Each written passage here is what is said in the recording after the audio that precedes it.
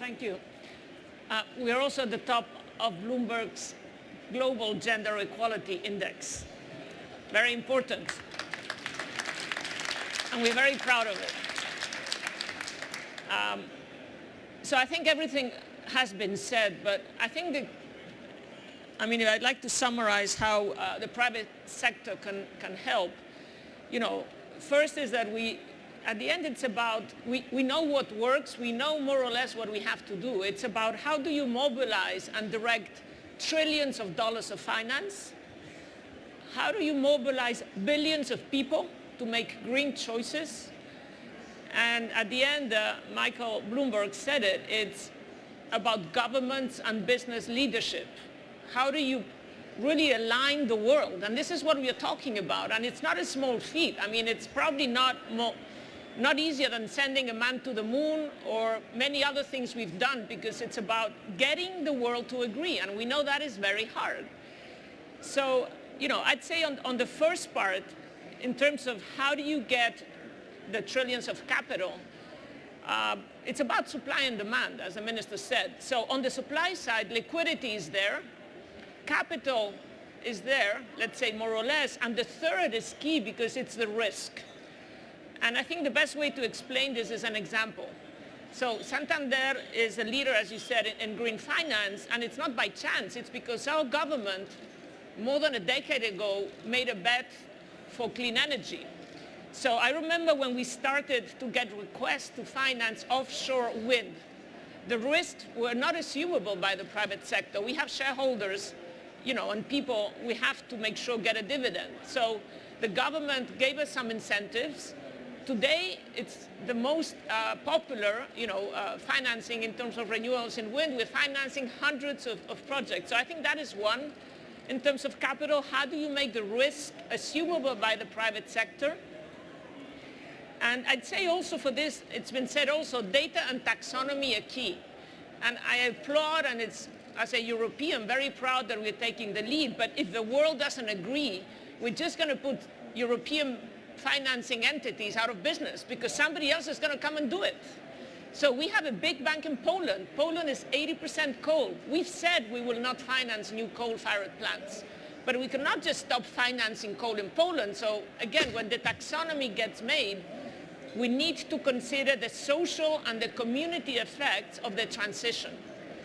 The second thing I think is important, going to the people and choices, because a market economy works on incentives. Again, let me give you an example. When I arrived at Santander, we launched a Be Healthy program for our employees. If you eat animal protein once a day, you can save a lot of emissions. And so these are the kind of things that if you make individuals, understand that this is the right choice, and they have to make it freely. So I think we need to align all of these. But very importantly, at the end, we come back to leadership. We have been the most sustainable bank in the world. We need the others to step up. Otherwise, we're not going to be able to compete. And let me say something else to finish and this is a Bloomberg issue, by the way. When I get asked what is the hardest thing about my job, is aligning the short term and the medium term.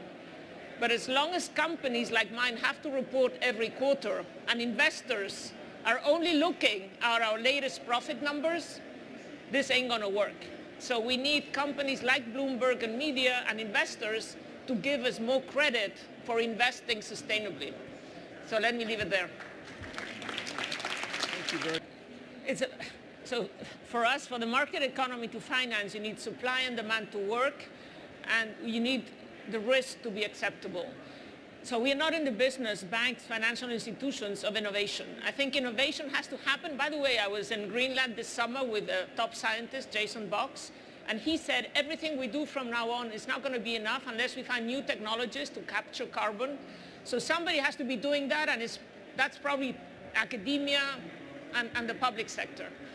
But we also need to, once the technology is proven, if it's not economic or the risks are too much, that's why we need the World Bank EIB, and that's going to continue. Because it's not just the technology is proven, it's the regulatory risk. What about if regulators change their minds? What about if governments change the incentives? By the way, that's happened here in my country. So it's super important that we de-risk proven technology so we can finance them in an acceptable way. And I spoke about renewables in Spain. It's a great example. So I think that is super crucial. And I think the combination of individual, business, and governments' commitments to mitigate, but also to adapt, as you were saying. And, you know, the taxonomy, we keep on going back to that. What is green? You know, I'm trying to measure my own carbon footprint, and the European Union doesn't consider, if you take care of a forest, that doesn't count. If you planted trees 15 years ago and you were a good citizen, it doesn't count. It only counts from 2012. You know, these are the things that are not easy on the detail, but we must get right. Otherwise, it's going to be very difficult for us to put more financing on the table. And so, again, data and taxonomy, clear rules, but also de-risking so we can finance more. And here is where super important multilateral institutions are going to be key, because you do have the AAA rating and you're supposed to, you know, you're beyond government. So it doesn't matter what government is in place, we trust that you're going to be there for our investors.